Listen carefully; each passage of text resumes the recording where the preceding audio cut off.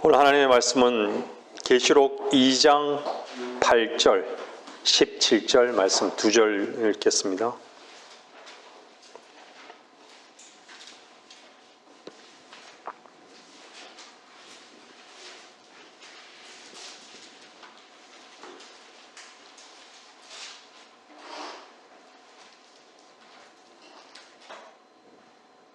스무나 교회의 천사에게 편지하라. 처음과 마지막이요 죽었으나 살아계신 분이 이런 일들을 말씀하시느니라. 귀 있는 자는 성령께서 교회들에게 말씀하시는 것을 들을지어다. 여기까지 읽겠습니다. 주님 안에서 평안하십니까? 여러분들은 주님 안에서 쉬십니까?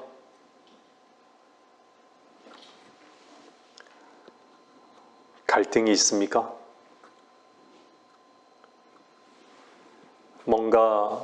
뭔가의 요구가 있습니까?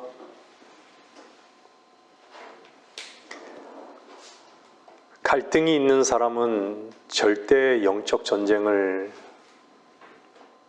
치를 수가 없습니다. 어떻게 갈등이 있는데 적과 싸우겠습니까? 영적으로 앉아 쉬는 법을 배우지 못한다면요, 결코 영적 전쟁을 수행할 수 없습니다.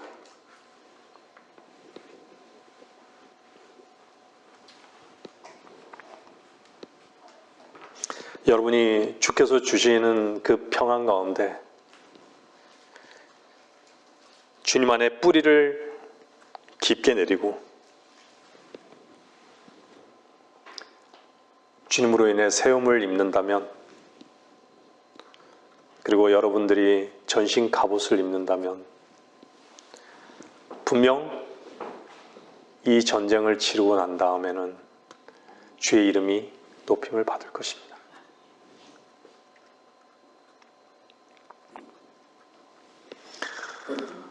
오늘 우리는 이 말씀을 들으면서 우리 교회의 위치를 점검해 보는 시간이 되어야 할 것입니다.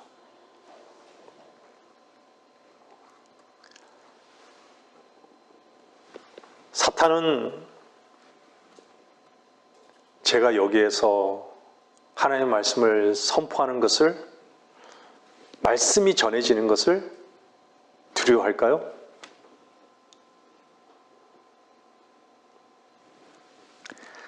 하나님의 말씀이 전파되어지는 것, 선포되어지는 것을 사탄은 두려워하지 않습니다. 사탄이 두려워하는 것은요, 저와 여러분이 하나님의 말씀에, 그 말씀의 권위에 순복하는 그것을 사탄은 두려워합니다.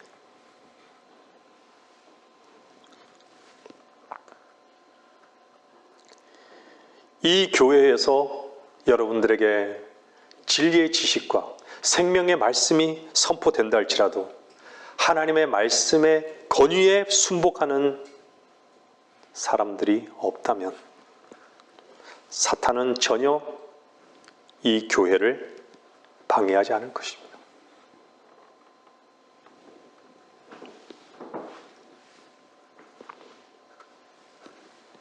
사탄은 끊임없이 우리를 공격하고 있습니다. 여러분, 영적 전쟁 중이십니까?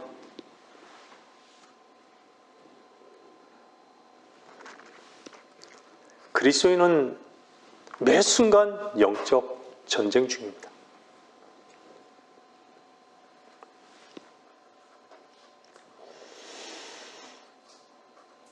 여러분들은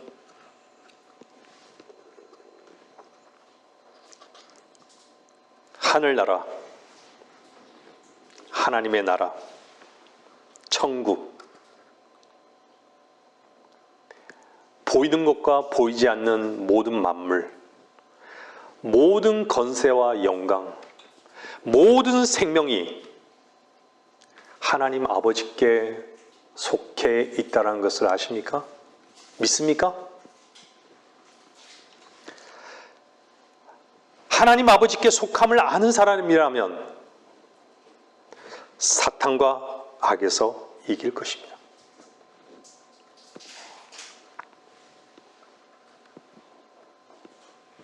그 모든 권세와 영광은 세상의 것도 아니고 내 것도 아니고 그것을 추구하는 사람의 것도 아닙니다. 모든 것은 아버지 하나님의 것입니다. 그래서 아버지의 것인 줄로 정말 여러분들이 믿는 사람이라면 사탄의 그 어떤 시험도, 사탄이 아무리 강교하게 악하다 할지라도 능히 승리한 삶을 맛보게 될 것입니다. 결코 그 승리는 나로 이길 수 없습니다. 우리가 왜 연약한 삶을 살아갈까요? 아버지께 속한 것을 모르기 때문입니다. 안다면 모든 주권이 아버지 하나님께 있는 줄 알고 또한 아버지께서 주실 수 있고 가져갈 수도 있음을 믿게 됩니다. 그렇게 되면 두려워할 존재는 오직 아버지 하나님 한 분뿐임을 알게 되는 것이죠. 그래서 우리가 이 땅에 사는 동안 주님 앞에서 우리의 삶의 자세가 어떠해야 하는가를 저는 여러분에게 소개하고자 합니다. 교회가 아무리 성경적인 진리와 교리를 바로 전한다 할지라도 그 말씀 앞에 순복하는 성도들이 없다면 실제로는 그 사람들과 교회도 하나님 편에 있는 게 아니라 사탄 편에 있다고 저는 얘기합니다. 하나님의 말씀이 우리에게 제시되고 선포되는 그 이유는 그것을 듣는 것으로 그치게 하시는 게 아니라 그 말씀 앞에 순복되어지는 것이 목적이기 때문입니다. 그런데 바른 말씀을 가르치고 전한다 하면서도 가르치는 자나 전하는 자 혹은 말씀을 듣는 자들이 하나님 말씀 앞에 순복을 배워가지 못한다면 그것은 실제로 주님께 속였다고 보기는 어려운 것이죠.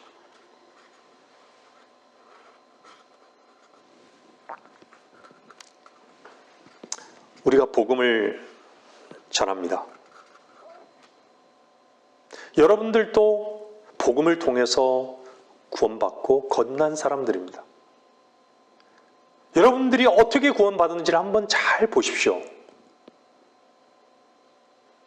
어떻게 구원받았습니까? 여러분들은 여러분들의 육신과 여러분의 혼의 이끌림 속에 그냥 여러분이 타고난 생명 가운데 살았을 뿐입니다. 그것이 그냥 삶인 걸로 알았죠. 하나님 없이 살았다는 것이요. 하나님의 생명 없이 살았다는 것이죠. 근데 여러분이 구원받고 알았던 것은 분명히 내가 속았구나. 그 속인 자가 누구였느냐? 사탄이었구나. 알게 된 것이죠. 내가 흑암의 권세 속에 있었구나. 내가 소경이었구나. 나에게는 의로운 것이 없었구나.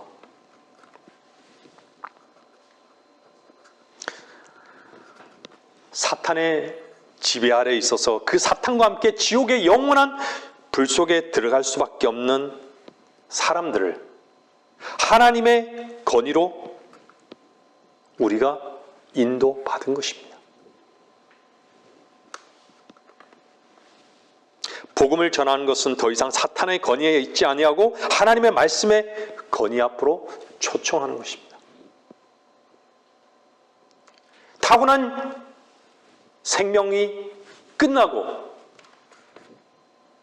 영적인 생명이 시작된 것이죠. 생명을 얻었잖아요.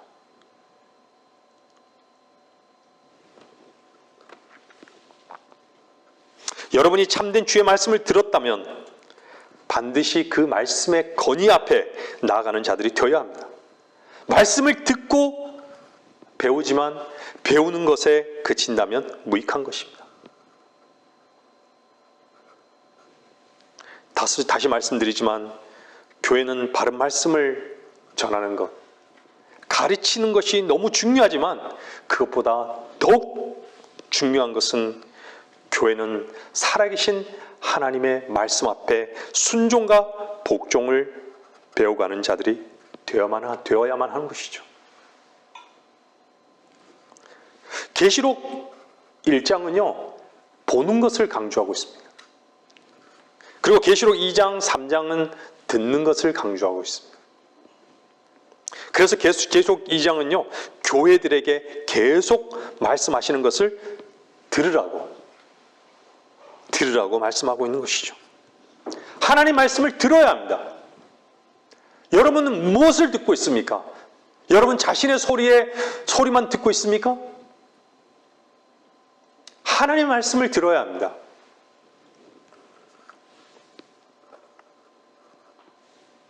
그래야 바른 위치로 자신을 옮겨 놓을 수 있습니다. 앞에서도 말씀을 듣고 뒤에서도 말씀을 들어야 합니다. 들으려고 돌아서기도 해야 합니다. 하나님의 말씀을 바로 듣지 않으면 자기의 위치를 알 수 없습니다. 하나님의 말씀을 듣지 못하면 어디로 가는지를 모르는 것이죠. 내가 여기에 있는 그 위치 모르는 것이죠. 어디로 가고 있는지를 모르는 것이에요. 망망대해에서 GPS가 없고 나침반이 없는 거랑 똑같은 것이에요.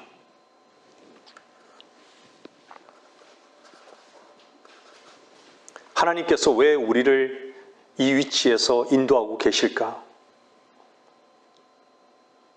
그냥 내가 주일날 됐으니까 그냥 예배는 참석해야 될 것 같고 그냥 이 자리에 나와야지, 안 나오면 이상한 것 같고,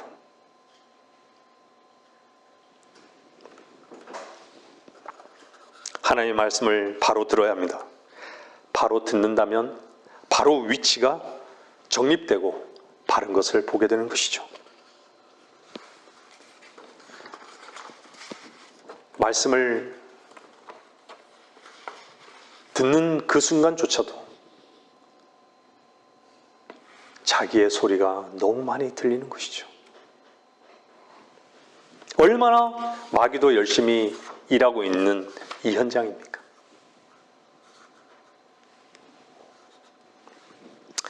우리가 종이라면, 하나님의 성도라면, 우리가 정말로 교회에 속한 자라면 듣고 보는 것을 잘 해야 됩니다.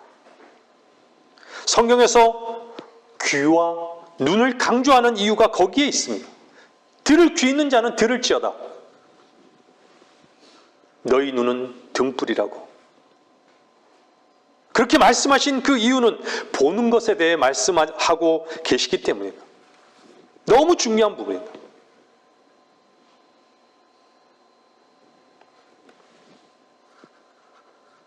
우리가 듣는 것을 제대로 듣지 못하고 보는 것을 제대로 보지 못하면 하나님을 결코 바로 섬길 수 없습니다. 교회가 가장 넘어지기 쉬운 이유가 무엇인지 아십니까? 다른 것들을 보기 때문입니다. 다른 것에 귀를 내어준 것이죠. 다른 것을 보고 있는 것이에요.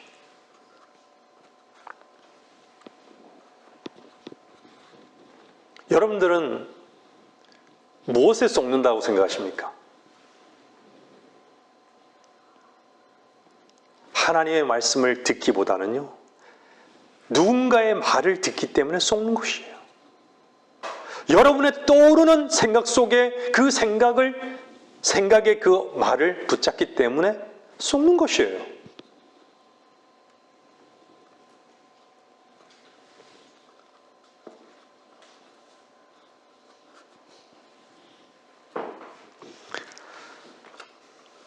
하나님께서 말씀하시는 생명의 말씀, 생명의 말씀과 하나님께서 우리에게 증거로 나타나시는 그 증거만은 우리는 보아야 합니다.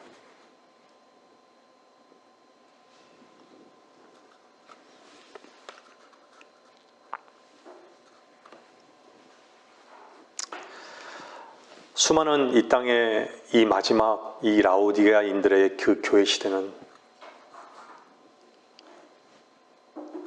모두가 다 속았습니다. 강 큰 교회만 보이는 것이죠. 물질만 보이는 것이죠.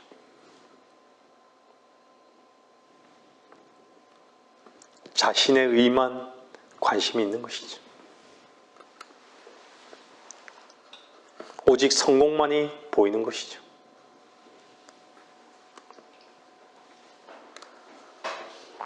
그것이 하나님께서 보시기에 제대로 된 위치에 있는 것입니까? 세상의 가치가 그대로 교회에 있는 것이죠. 교회는 오직 하나님께서 말씀하신 말씀만을 듣고 그 말씀이신 하나님만 봐야 합니다. 여러분이 하나님의 말씀과 하나가 됐을 때, 여러분의 마음이 주의 말씀과 하나가 됐을 때 어떤 일이 일어났습니까? 쉬는 것이죠. 만족하는 것입니다. 누리는 것입니다. 평안한 것이죠. 기쁜 것이죠.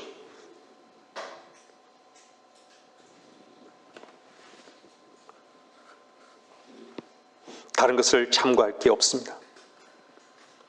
하나님께서 직접 말씀하시는 말씀에만 귀를 여셔야 합니다. 하나님께서 이 교회에 주시는 소망을 직접 바라볼 수 있어야 합니다. 다른 사람의 말을 들을 필요가 없습니다. 사도행전 28장 27절 말씀 한번 보겠습니다. 사도행전 28장 27절 말씀.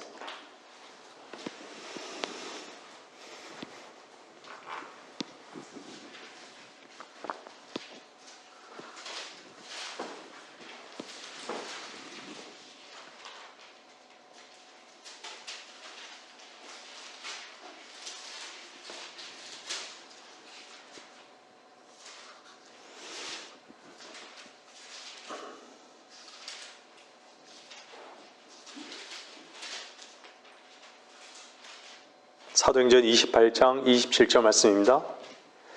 이 백성의 마음이 무디어 귀는 듣는 데 둔하고 눈은 감았으니 이는 눈으로 보지도 못하고 귀로 듣지도 못하며 마음으로 깨닫지도 못하고 회심하지도 못하게 되어 나로 그들을 치유하지 못하게 하려 함이라고 하셨느니라. 이런 상황에 자신이 있다라는 것을 누가 알까요? 다 눈먼 것이죠. 치유가 불가능한 것이에요. 온몸에 문둥병인데 치유가 불가능해요.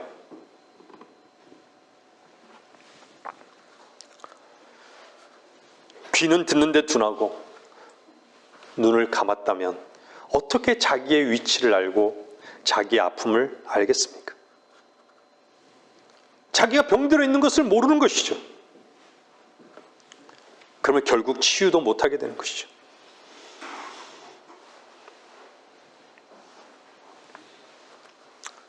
지금 이 시대에 영적인 그리스도인을 찾아보기 어려운 이유는 바른 말씀의 선포가 너무 없기 때문입니다.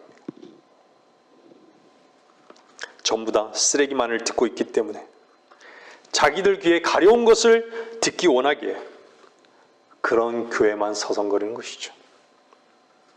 교회가 그분의 이름만이 높임을 받는 위치에 없다는 것은 자기의 이름만을 세우고 있다는 반증인 것입니다. 여러분은 어떻습니까?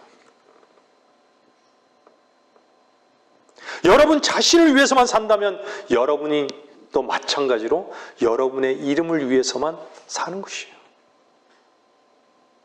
방향성을 잃지 마십시오. 여러분의 위치를 반드시 보셔야 합니다. 하나님께서 어디로 인도하시는가?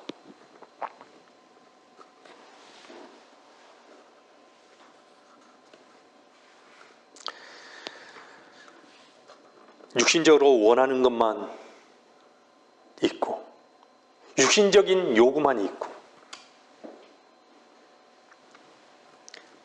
하나님의 요구에는 전혀 관심이 없습니다.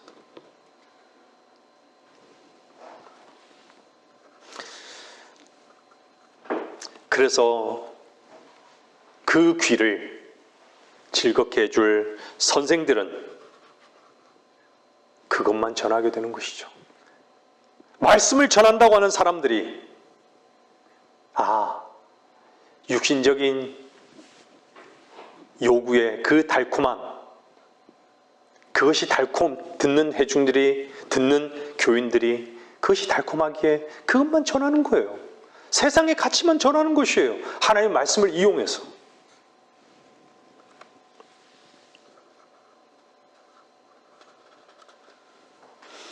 우리는 먼저 하나님의 말씀을 제대로 잘 들어야 합니다. 말씀에 귀를 기울여야 합니다. 심각하게 마음의 문을 열고 들어야 합니다. 심각하게, 진지하게. 우리 교회의 위치는 과연 어디인가? 개인적으로 이 말씀을 듣는 나의 위치는 또한 어디인가? 점검해 봐야 합니다. 오늘 읽은 본문 말씀의 교회는 7교회 가운데 스모나 교회입니다. 우리는 계시록에 언급한 7교회, 그 의미가 정확하게 의미가 있는 것이죠. 근데 이 스모나 교회는요, 의미가요, 몰약이라는 의미가 있어요. 몰약. 마태복음 2장의 현자들이, 동방에서 온 현자들이 예수님께 뭘 가지고 왔죠? 황금과 유황과 몰약을 가져왔어요. 유대인의 왕으로 나실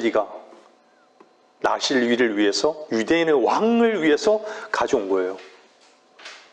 근데 참 놀랍죠?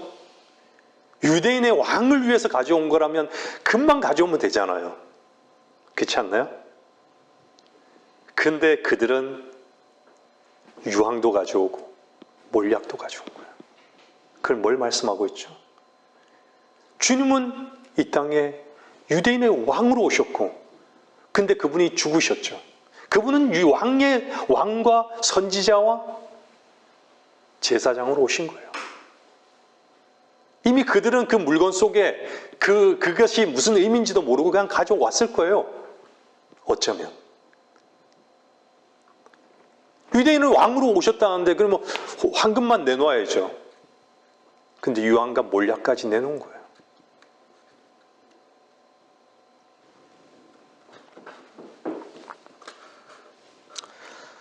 성경에서 몰약은 항상 의미하는 바가 고난입니다. 고난.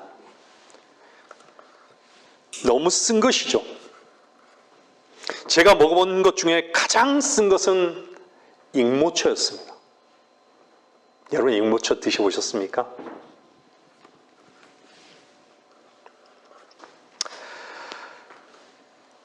주님은 분명히 유대인의 왕으로서 삶을 시작하셨습니다. 하지만 그 끝은 어땠죠? 그 끝은 쓴 삶을 사셨습니다. 몰약의 삶을 사신 것이죠. 하나님은 처음과 마지막입니다. 알파와 오메가. 맞죠? 그분은 인간의 피가 섞이지 않는 구유에서 시작해서 몰약의 삶을 사신 것도 하나님의 허락하심이었다면, 허락하심을 알았기에 바로 마침도 하나님이신 것을 알았던 것이죠. 여러분들, 하나님의 시작하심과 마치심을 여러분 정말 인정하십니까? 하나님께서 시작하셨고 하나님께서 정말 마치신 것을, 여러분 마치시는 것을 인정하시냐는 얘기예요.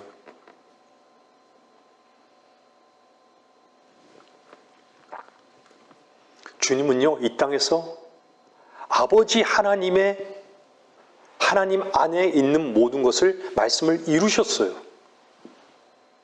그래서 주님은 아버지 안에, 요한복음 14장에 나오잖아요. 아버지 안에. 그리고 너희가, 말씀을 듣고 있는 너희가 내 안에, 그리고 내가 너희 안에 말씀을 이루신 것이에요. 어떻게 이루신 거예요? 아버지 안에 있었기 때문에 주님은 아버지 안에서 약속하신 그 약속을 다 이루신 거예요. 또 앞으로 이루실 것이죠. 주님께서 갈보리에서 십자가에서 죽으신 것도 우리 안에 아담 속에 속한 모든 죄와 저주, 아담으로부터 받은 우리 타고난 이 생명을 끝내기 위해서, 그리스도 안에서 하나님의 생명을 얻게 하기 위해서 주님은 죽고 부활하신 것이죠.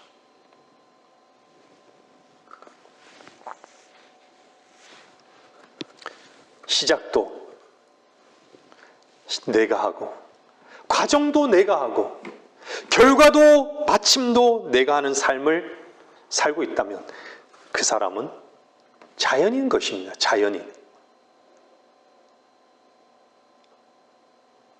내 혼을 잃지 않는다면, 여러분 늘 말씀드리죠.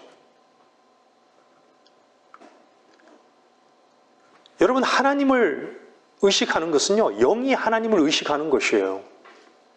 혼은 자아를 의식하는 것이에요. 육은 뭘 의식할까요? 감각. 그냥 감각 속에서만 살아가는 것이에요. 오직 자기만 분석하며 살아가는 것이에요. 세상의 모든 사람이 그런 거예요. 근데 하나님께서는요, 말씀으로 우리의 혼과 영을 가르시기를 원하시는 거예요. 늘 가르시는 거예요. 하나님 말씀만이. 그래서 우리는 구원받기 전에 어떤 삶을 살았어요? 육이 요구하는 삶을 살고 혼이 요구하는 삶을 사는 거예요. 그 지배를 받은 거예요.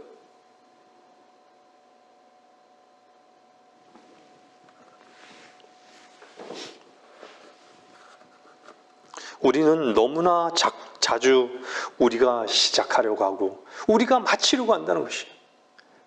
기다리지 못하는 것이죠. 그냥 외적인 것으로만 평가하고 요구하는 것이에요. 모든 걸 다.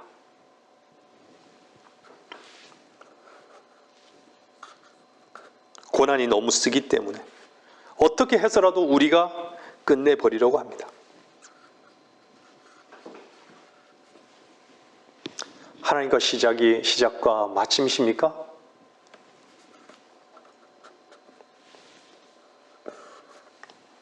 하나님께서 처음과 마지막이시라면, 마침이시라면 하나님께서 더 이상 치료를 할 필요가 없다고 하나님께서 생각하실 때 고난의 몰약을 제거하실 것입니다. 우리는 그것을 기다리는 것이죠. 하나님께서 우리의 많은 실패와 탄식을 통해 약함을 드러내 보일 때 우리 자신이 부패하고 죽어 마땅한 자로 인정케 하시는 하나님의 뜻을 알게 하셔서 십자가의 능력을 경험케 하시는 것입니다.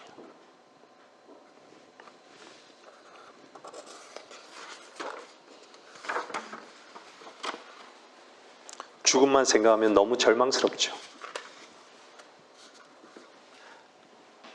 여러분들, 그리스도인은요, 죽었다가 다시 살아났습니다. 죽은 것은요, 여러분들, 죽음의 실제는 우리 자신을 통해서도 죽음의 실제를 경험할 수 있어요. 본다는 거예요. 죽어 마땅한 존재로 주님의 은혜 가운데 볼 수 있다는 것이죠. 근데요, 우린 죽음만 계속 메시지에서 십자가를 얘기하고, 십자가는요, 죽음만을 얘기하는 것이야. 반드시 죽어야 되는데, 예? 여러분들, 죽고 난 다음에 반드시 뭐가 있죠? 부활이 있는 것이에요. 여러분들이 놓치지 말아야 되는 것은요, 항상 십자가, 갈보리가 있고요, 부활이 있고, 오순절을 연결해서 봐야 되는 것이에요. 항상.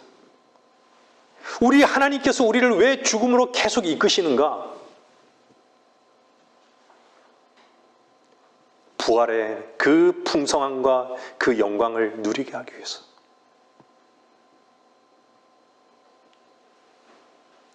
내 자아를 상실하기를 원하지 않고 내 자신이 쇠잔해지기를 원하지 않는데 어떻게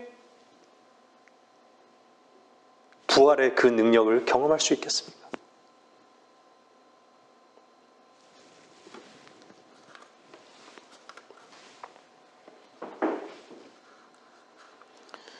여러분의 옛사람은 이미 십자가에서 끝났습니다.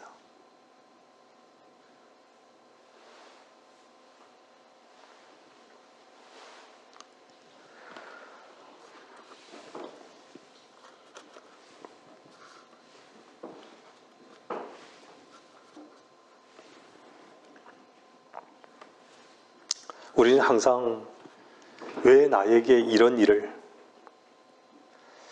이만하면 됐지 왜 이렇게 살아야 되냐고, 왜 나에게 이런 힘든 일이 있냐고,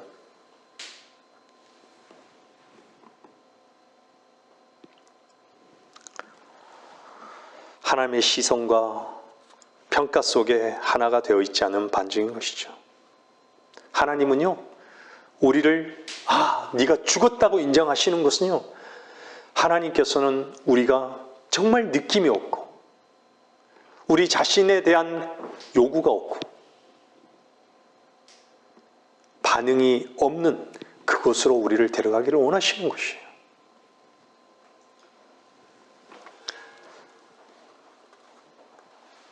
하나님께서 우리를 그곳으로 이끄시는데 그분의 이끄심의 눈이 멀거나 아예 다른 곳을 보고 있다면 그만큼 몰약은 쓸 수밖에 없는 것입니다.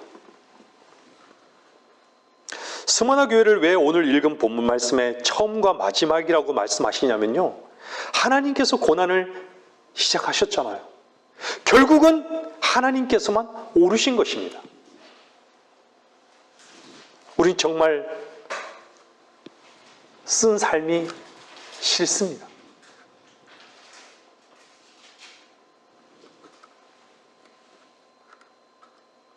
저 역시 예전에 고난에 대해서 너무 폼 잡고 말하는 걸 좋아했었죠. 고난에 대해서요. 고난에는 뜻이 있다고.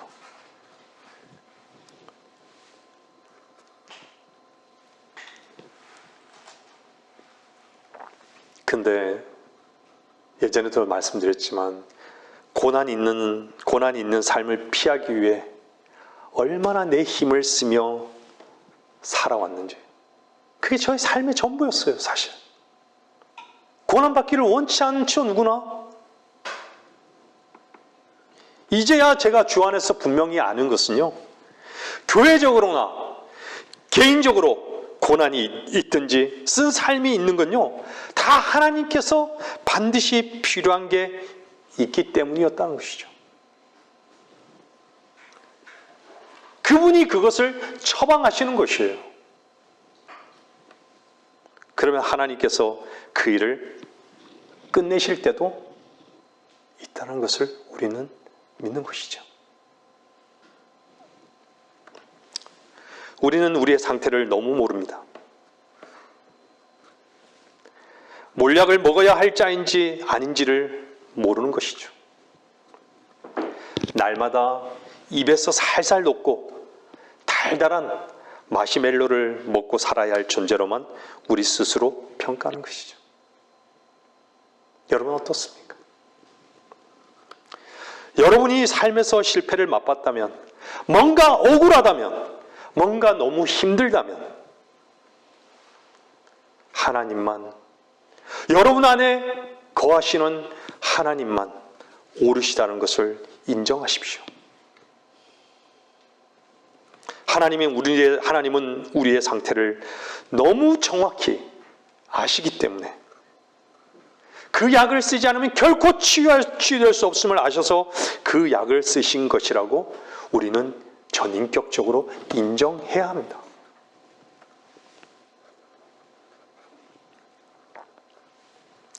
모든 절망 중에서도 하나님은 그분의 피로 사신 교회와 함께 하십니다. 그것은 우리의 위치에서 볼 때는 절망 같지만 하나님의 위치에서 볼 때는 하나님의 영광에 동참되어질 수 있는 초청의 시간입니다. 늘 말씀드리지만 창세기의 노아의 사건, 여러분 잘 아시지 않습니까? 하나님의 약속의 무지개. 그 찬란한 영광은 구름 위에 머무르는 것이죠. 지난주에도 말씀드렸지만 소나기는 반드시 그 후에 더 찬란한 태양이 준비됨을 증가하기 위한 시작인 것이죠. 계속되지 않는 것이에요. 아무리 강력한 태풍이 온다 할지라도 태양은 뜨게 되어 있습니다.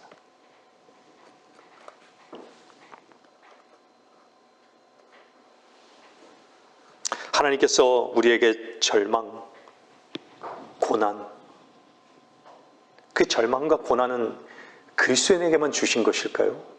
세상 모든 사람에게도 절망과 고난이 있어요. 제가 말씀드렸잖아요. 세상 사람들에게는 하나님을 찾기 위함이고, 그죠? 그리스도인에게는 뭐라고 말씀드렸습니까? 하나님의 약속의 무지개를 우리에게 펼쳐 보여주시기 위한 과정임을 주님께서는 우리에게 알려주신 것이죠. 확신을 가지고 우리는 기다려야 합니다. 하나님께서 시작하셨다면 하나님께서 마칠 것이며 하나님만 오르시다는 분명한 확신을 가지고 우리는 그 시간도, 이 시간도 주 안에서 인내하는 자들이 되어야 하는 것이죠. 그렇기에 그 뒷부분에 이렇게 말씀하시죠. 죽었으나 살아계신 분이라고 말씀하시죠. 죽었으나 살아계신 분.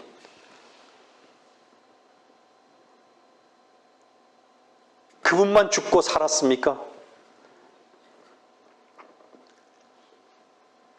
여러분, 그리스도 안에서 거하십니까? 그리스도 안에 있습니까? 여러분이 죽고 여러분이 사셨습니까?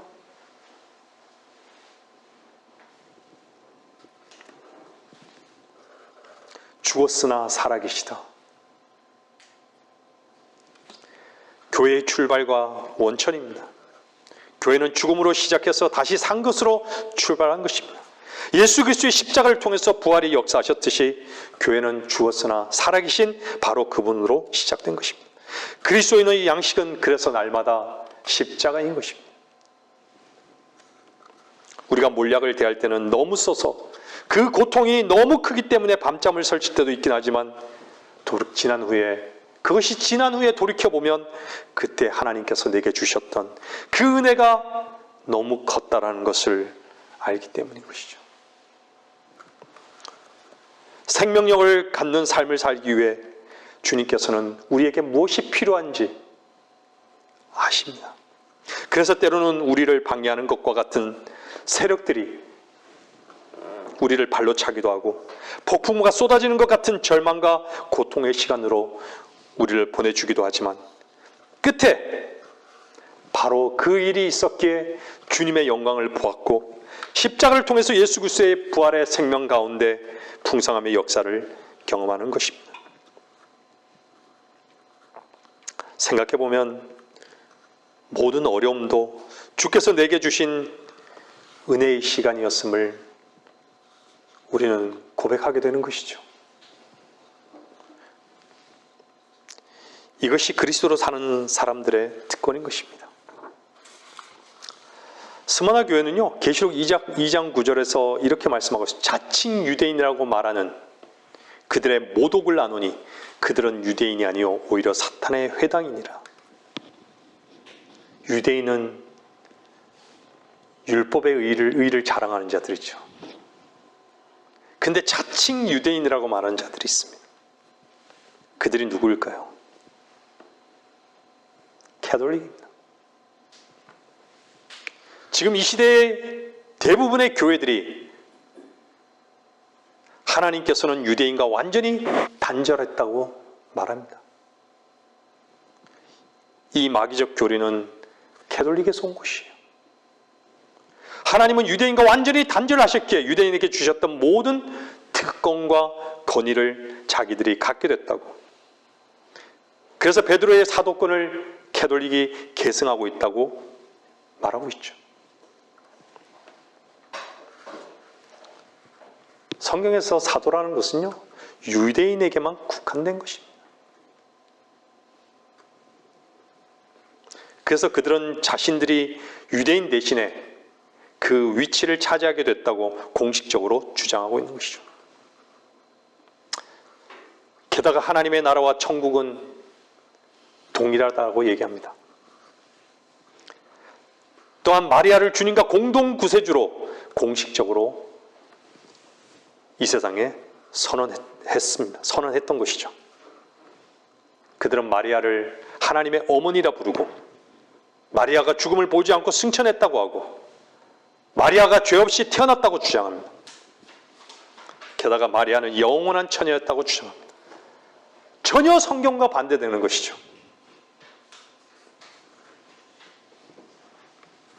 이 모든 것의 목적은 주 예수님께서 받아야 할 영광을 마리아에게 바치고자 하는 것입니다. 정결례를 행했던 그 마리아에게 하나님의 영광을 그 마리아에게 주고자 하는 것이에요. 결국은 사탄에게 영광을 돌리는 것이죠. 1990년대 십자군 전쟁의 그 명분 또한 무엇이었습니까? 캐톨릭이 예루살렘을 자기네 땅이라고 여겼기 때문인 것이죠. 창세기 12장을 읽어보지도 않은 자들인 것이죠. 창세기 12장에서는요, 가나안 땅을 아브라함에게 하나님께서는 분명히 주셨죠. 그 땅은 이삭과 야곱에게 약속한 땅이었습니다.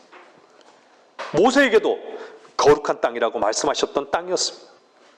구약 성경 곳곳마다 분명히 이스라엘이라는 민족에게 주셨던 땅이었습니다. 그런데 그 땅을 차지하려고 했던 그 캐톨릭의 그런 범죄 행위가 그 욕심으로 자기들이 유대인의 특권과 그들의 모든 복을 대신 받은 자라고 얘기하는, 다시 말하면 이스라엘은 하나님과 단절됐다고. 그래서 오늘 9절 말씀 그대로 하나님께서는 뭐라 말씀하시나요? 그들의 모독을 안다고. 성경에서 모독이란 신성 모독을 말씀하실 때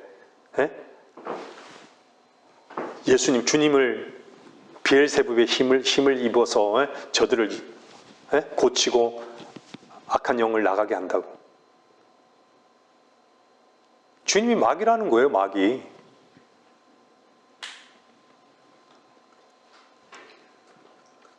얼마나 신성 모독적인 말입니까?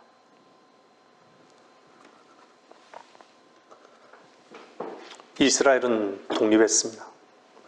그리고 반드시 주께서 다시 재림의 주로 오셨을 때 온 이스라엘은 구원을 받게 될 것입니다. 하나님은 결코 이스라엘과 단절하신 적이 없습니다. 이스라엘은 타지 않는 가시덤불인 것이죠. 여러분 지금 한번 보십시오. 언론을 보세요.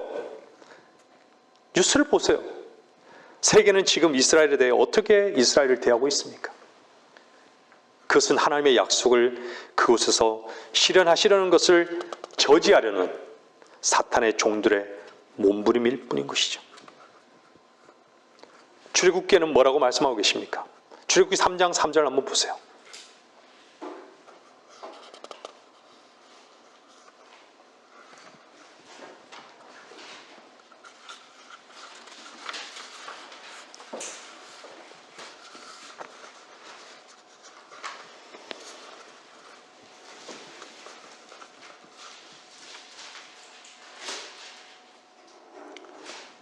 모세가 말하기를 이제 내가 옆으로 비켜서서 어찌하여 그 가시덤불이 타지 않는지 이 큰 광경을 보리라 하는데 주께서 그가 보려고 옆으로 비켜서는 것을 보신지라 하나님께서 가시덤불 가운데서 그를 불러 말씀하시기를 모세야 모세야 하심으로 그가 말씀드리기를 내가 여기 있나이다 하니 주께서 말씀하시기를 여기로 가까이 다가서지 말고 내 발에서 신을 벗으라 이는 내가 서 있는 곳이 거룩한 땅임이니라 하시더라.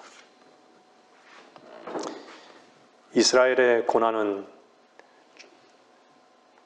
주님을 십자가에 못 박은 이후로 계속되었죠. 이제 앞으로 이스라엘에게는요, 이 땅에 이스라엘이 존재하는 한요 계속 고난이 있는 거예요, 사실요. 근데 특별히 하나님께서 다루시는 고난은 이제 곧 야곱의 고난의 땡인 것이죠.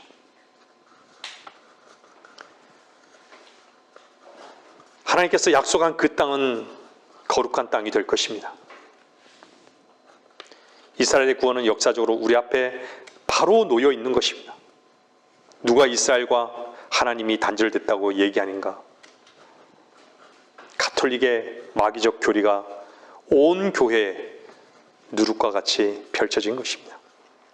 계시록 2장 9절은 이렇게 말씀하고 있죠. 내가 너희 행위와 환난과 궁핍을 아노라.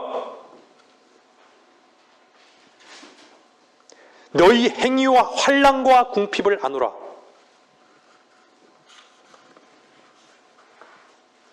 여러분 아노라고 하신 것에 대해서 오해하지 마십시오.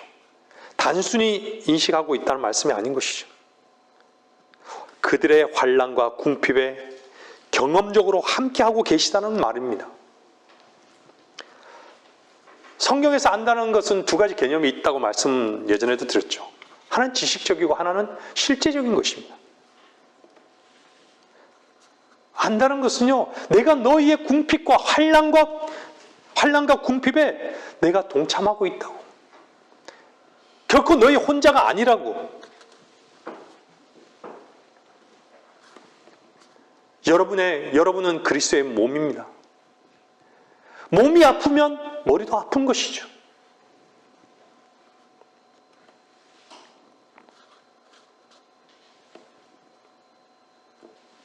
주님께서는 여러분의 고난과 환난과 궁핍과 아픔을 함께 견디고 계시는 것이에요.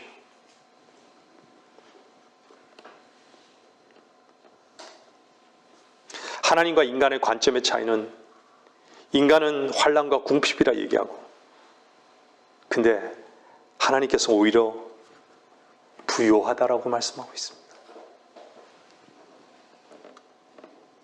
부요함을 물질적인 부요함으로 얘기하는 것이 얘기하는 것만이 아니에요. 하나님의 생명의 말씀으로 우리가 부유하게 되는 그 전제, 그것은요 주님의 십자가의 삶에 동참해야 하는 것입니다. 우리가 생명력이 없는 이유, 주의 말씀으로 살지 못하는 이유, 그 말씀으로 부유하지 못하는 이유, 그 말씀으로 채워짐의 삶을 모르는 이유, 우리가 스스로 성공하려고 즐거움을 위해 육신적인 행복을 추구하기 때문입니다. 그러나 우리가 환난과 궁핍에 동참할 수 있는 자들이 된다면 주의 말씀으로 부유함이 무엇인지 분명히 경험하게 될 것입니다. 인간의 평가와 하나님의 평가, 관점이 너무 다른 것이죠. 계시록 3장 17절 말씀 보겠습니다.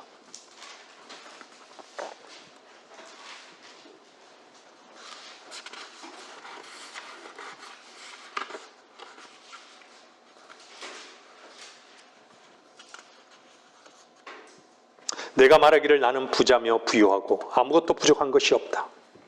물질도 많고 부족한 것도 아무것도 없고 너무 행복하고 좋고.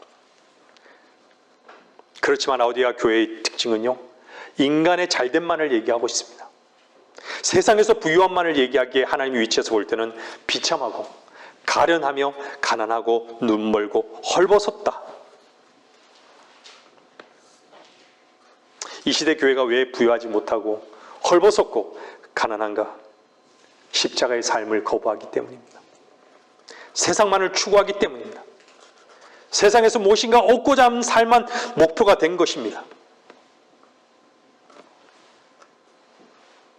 하나님께서 여러분에게 무엇을 원하느냐고 지금 이렇게 질문하신다면 여러분 뭐라고 얘기하실 것입니까? 이 시간에 여러분의 마음의 문을 열고 한번 대답해 보십시오. 저는 저와 여러분이 동일하게 주님 한 분만을 저는 요구합니다. 저는 주님 한 분만이 필요합니다. 주님 한 분만이 전부입니다.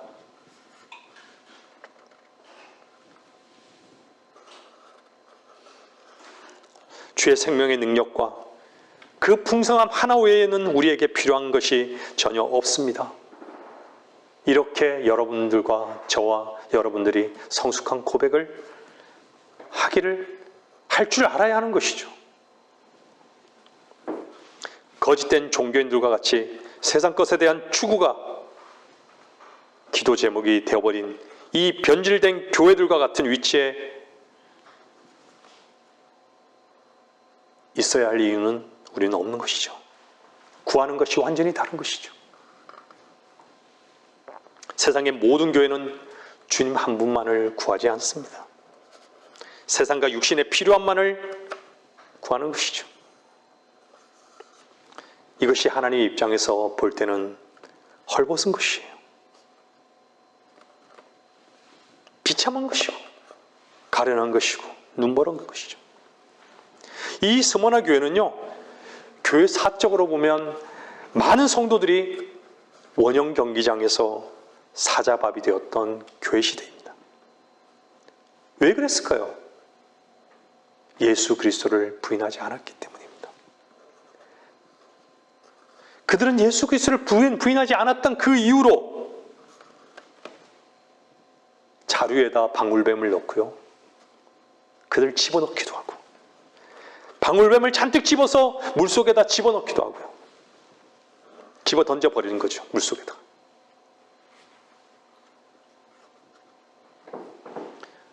톱니 같은 그걸로요, 사람의 입을 항문으로 쑤셔 넣은 거예요. 당기는 것이죠. 사람을 돌에다 묶고 굴리는 것이죠.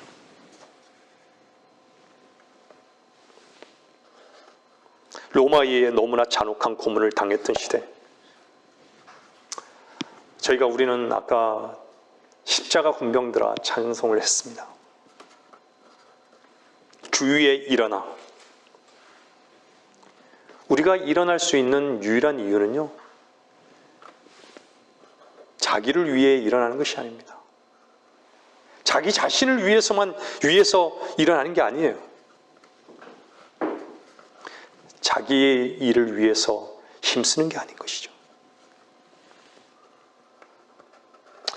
우리가 일어나야 할 유일한 동기는요, 마귀 사탄과 대적해 싸우기 위해서, 그리스도 편에 서기 위해서, 그 이유밖에 없는 것이에요. 우리는 십자가의 군사라고 자부심만 갖고 사는 게 아니에요. 군사는요, 진흙탕 속에 빠지기도 하고요, 때로는 가시덤불에 긁히기도 하고요, 때로는요 다리가 절단되기도 하고요, 때로는 총에 맞아서요 상처가 나고 칼로 찌는 고통을 당하기도 하는 것이죠. 상처를 얻어야 하는 것입니다. 마귀가 쏜 화살에 여러분이 때로는 아픔을 당하기도 하는 것이죠. 하지만 마귀는 이미 쏜 화살 때문에 무기력한 것이, 우리를 점령할 수 없습니다. 그런데 그것이 상처를 얻고 우리가 아픔을 당하는 것이 우리는 너무나 싫은 것이죠. 너무 두렵죠. 비겁한 병사입니다. 총탄이 날아오니까 적군을 향해서 총을 들지 않고 하늘을 향해서 쏘는 것이죠. 그 참호 속에서 얼굴을 하나도 내놓지 않는 것이에요. 내밀지 못하는 것이죠. 그냥 두려워 떨면서 그냥 총을 공중에 난사하는 것이죠. 여러분은 주님을 알고 주님 때문에 상처를 받은 적이 있습니까? 주의 말씀을 전하다가 여러분 총탄에 맞아본 적이 있습니까? 억울함을 당해본 적이 있습니까? 환난을 당해본 적이 있습니까? 스무나 교회의 성도들은 기쁨으로 그 일을 감당했던 것이죠. 주님을 사랑하십니까? 주님을 사랑한 이유로 따돌림을 당해본 적이 있습니까? 주님을 사랑했다는 이유로 저 사람은 이제 변했다고 단절을 더 이상 만나지 않은 주변의 친구들이 있습니까? 원망을 받으신 적은 또한 있습니까? 그런 것이 두려우십니까? 여러분이 그리스도를 얻기 위해 그리스도를 위해 고통과 상처를 받는다면 그것은 영광의 상처입니다. 주님도 십자가의 상처로 인해 영광을 받으셨습니다. 주님은 여러분과 함께 하십니다. 사도 바울은 고린도후서 11장 23절에서 이렇게 말씀하십니다. 한번 보시죠. 고린도후서 11장 23절입니다.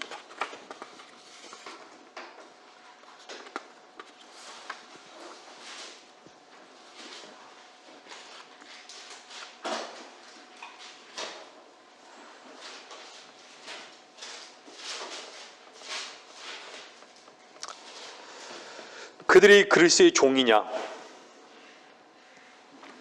내가 어리석은 자같이 말하지만 나는 더욱 그러하다. 내가 더 많이 수고하였고 매도 헤아릴 수 없이 맞았고 더 빈번히 감옥에 갇혔고 죽을 고비를 여러 번 당하였으니 유대인들로부터 40의 하나 뺀 매를 5번이나 맞았고 3번 몽둥이로 맞았으며 1번은 돌로 맞았고 3번 파산을 당하였는데 하룻밤과 낮을 깊은 바다에서 보냈으며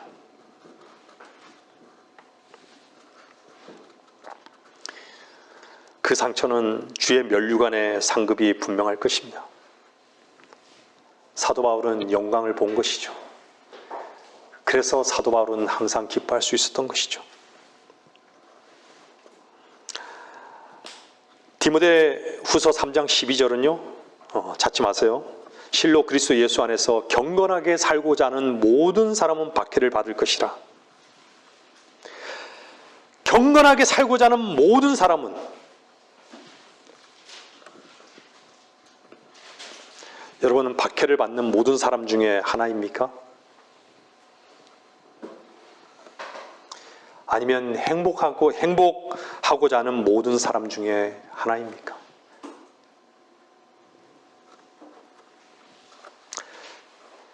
디모데후서 4장 3절은요 이렇게 말씀하고 있습니다. 때가 이르리니 사람들이 건전한 교리를 견디지 못하고 그들 자신의 정욕에 따라 가려운 길을 즐겁게 해줄 선생들을 많이 두리라.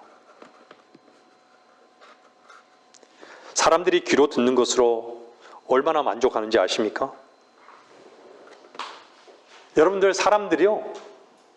여러분을 칭찬하는 사람. 너가 최고야. 너는 잘할 거야.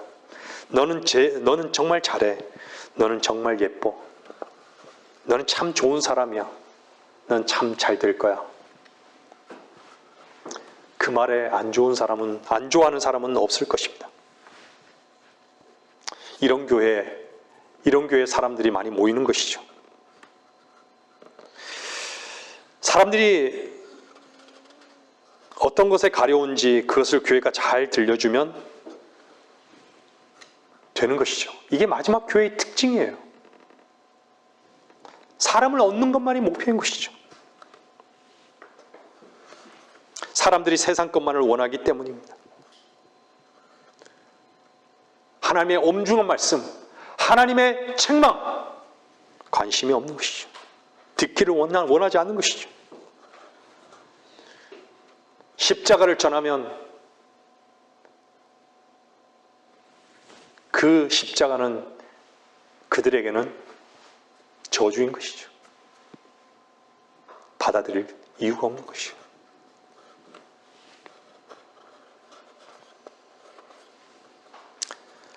하나님의 말씀으로 건면하고 하나님의 말씀으로 훈육하는 것을 철저하게 거부하는 마지막 시대인 것이죠. 말씀을 정리하겠습니다. 우리는 우리의 행복만을 추구합니까? 그리스도인이라고 말하면서 여러분의 행복만을 추구하지는 않습니까? 여러분은 안전하십니까? 여러분의 배는 어디를 향하고 있습니까? 배라는 것은요, 항구에 메어두기 위해서 만들지 않습니다. 때로는 폭풍우를 만나고 폭풍우를 뚫고 가야 하기도 하고, 분명한 것은요, 어느 목적지로 가야 한다는 것을 분명히 하는 것이죠.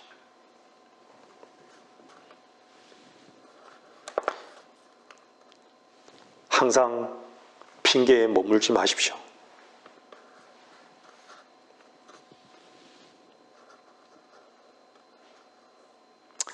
여러분이 왜 그리스도인이 되셨습니까?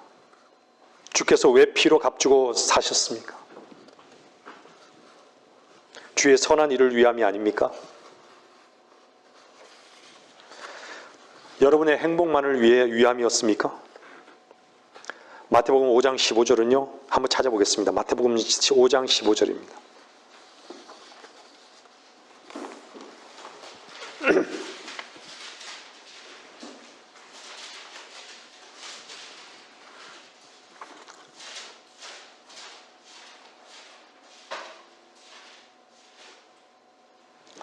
또 사람들이 촛불을 켜서 곡식되는 말 아래 두지 아니하고 촛대 위에 두나니 그러면 빛이 집안에 있는 모든 사람에게 비치느니라.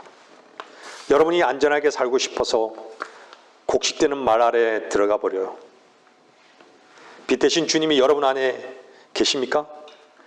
세상에 나가 빛의 삶을 살기 위해 여러분을 빛된 자의 위치로 옮겨 놓으셨습니다.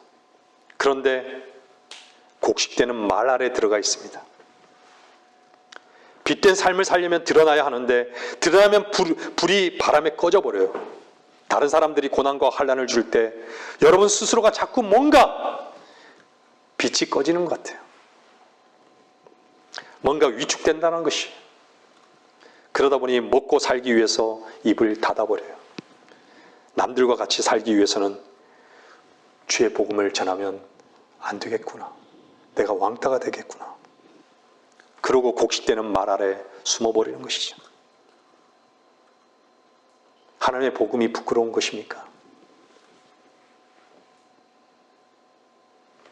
빛 대신 주 예수 그리스도의 말씀을 전하지 않는 것이에요. 입을 딱 닫고 있는 것이죠. 그것이 안전인 줄 알아요. 주께서 여러분의 안전이 되셨음을 믿습니까? 계시록 2장 10절은요, 이렇게 말씀하십니다. 계시록 2장 10절입니다.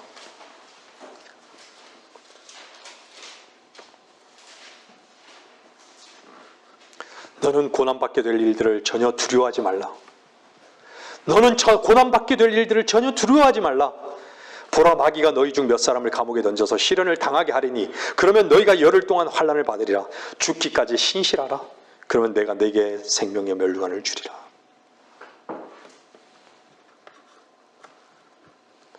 여기서요, 죽기까지 신실하게 생명을 얻는 게 아니에요. 교리적으로는요. 하나님께서 여러분들을 죽기까지 영원히 신실하게 지키신다는 것이에요.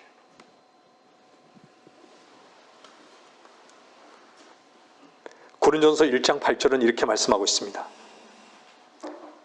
고린도전서 1장 8절 보세요.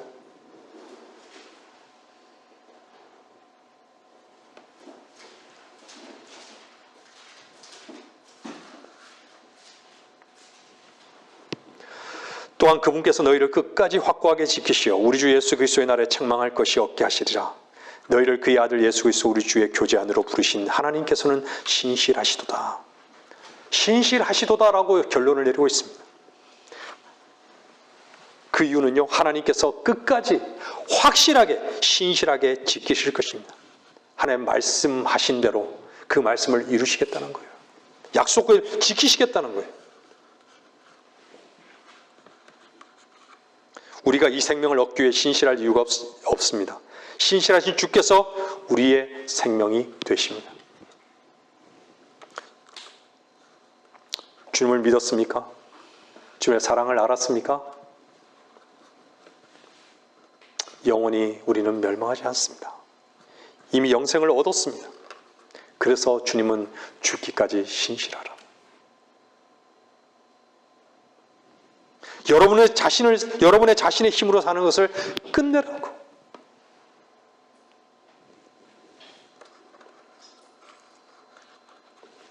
이 면류관에서 상급을 주시겠다고 말씀하신 것입니다. 하나님의 치유의 몰약은 고린도후서 12장 10절에요. 그러므로 내가 그리스도를 위하여 약한 것들과 모욕과 궁핍과 박해와 공경을 기뻐하노니 이는 내가 약할 때 곧 내가 강하기 때문이라.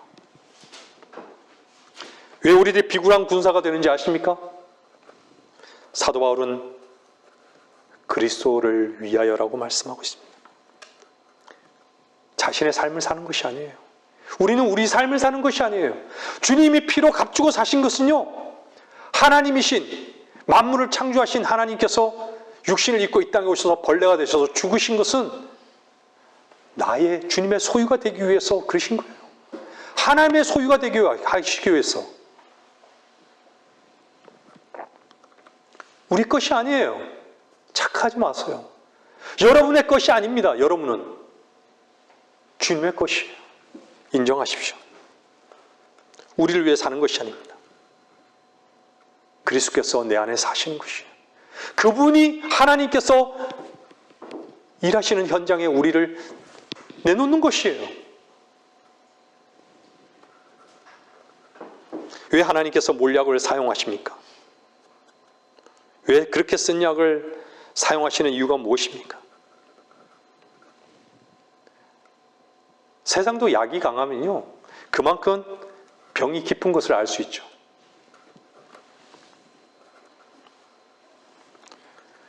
그 몰약이 그렇게 쓴 이유는요, 상대적으로 우리 자신을, 세상을 사랑하는 그 병이, 우리 자신을 쓰는 그 힘이 너무 강하기 때문에, 너무 깊어서 몰약이라는 그 쓴 약을 하나님께서는 처방하신 것입니다.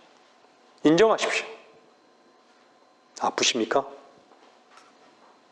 그분을 믿고 의지하십시오. 기다리십시오. 그 약을 뱉어내지 마십시오. 토하지 마십시오. 우리는 몰약을 삼키는 법을 배워야 합니다. 몰약을 삼킴으로 말미암아 주께서 치유하심에 들어가서 주께서만 내 삶을 통해서 오르셨습니다. 주님만이 전부입니다. 라고 고백할 수 있는 그리스도인이 되어야 합니다. 하나님의 말씀을 마치겠습니다.